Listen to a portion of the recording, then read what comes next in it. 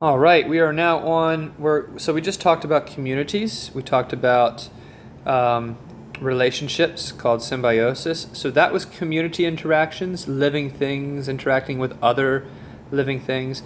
And now we're going to talk about ecosystems. So we're going to be talking about biotic and abiotic factors, and that tells us we are on the ecosystem level of study now. So this is appropriately named ecological succession.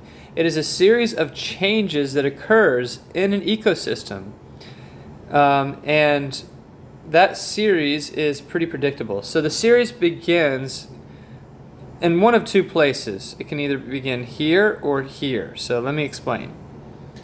If it begins with rock, so this is like when the planet first formed, or after a volcano erupts and there's nothing but rock. When you begin with rock, you can't try to grow a plant in a rock. Try to go to Home Depot, buy a house plant, and plant it in a rock. It's not going to happen. So the first thing that needs to happen is that rock needs to break down into soil.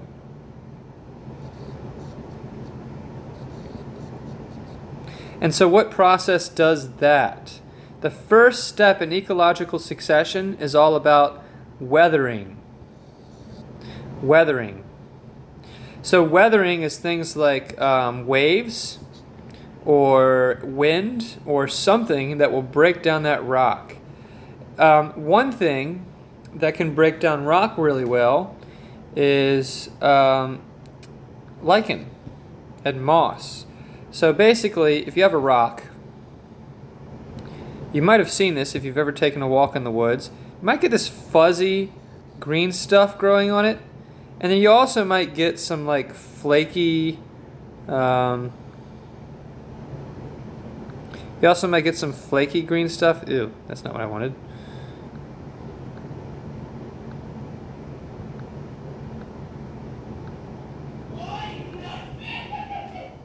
My roommate's having a fit.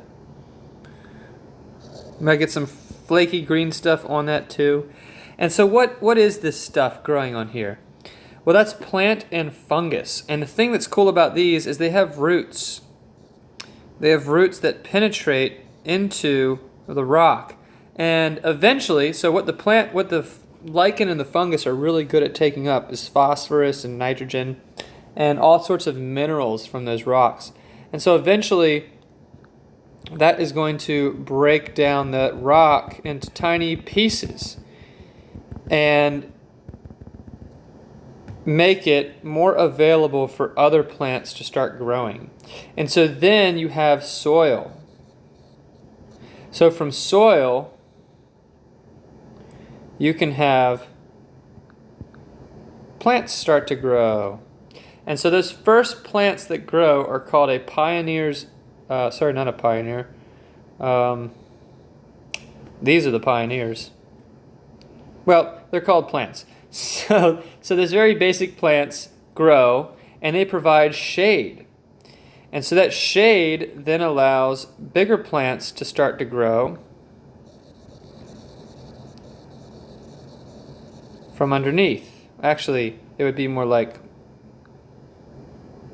bushes growing first. They're going to be blue bushes, why not? So bushes start to grow. Here you can see them right here.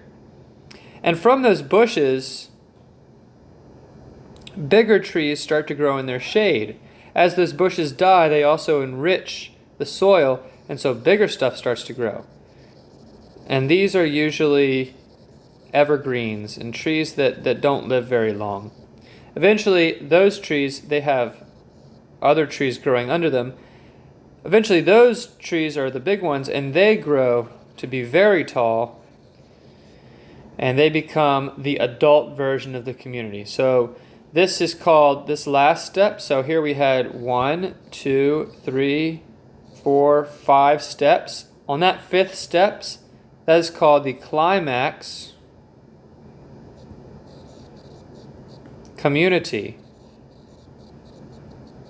The climax community is the makeup of plants and the adult version of a forest. So you can think of it like teeth. You have your baby teeth, and then those baby teeth fall out when the adult teeth come up. So these adult trees push out the younger trees, and that is the final form, the mature form of a forest. You can kind of see this happen if you don't cut your grass. If you don't cut your grass, eventually bushes will start to grow.